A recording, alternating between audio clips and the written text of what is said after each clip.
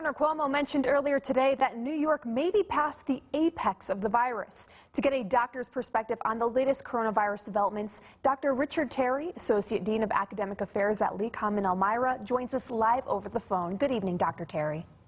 Good evening. So we've been hearing about antibody testing. What does that mean?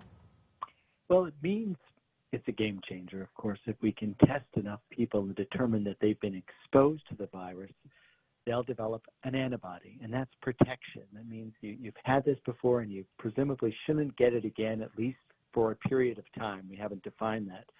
But it would mean that you've had it and you had symptoms, or you've had it without symptoms, but your body has reacted to it, so it's able to fight it. It's given you some immunity.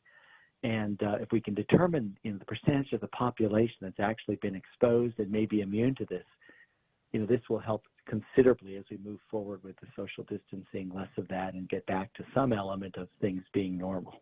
Right. And my last question for you, with the curve potentially flattening in New York, how do you think we re-enter society safely? Well, that's $1 million question. Of course, listen, we got to learn to live with this. This virus will be around probably for several years until we have a vaccine to completely, eradicate it.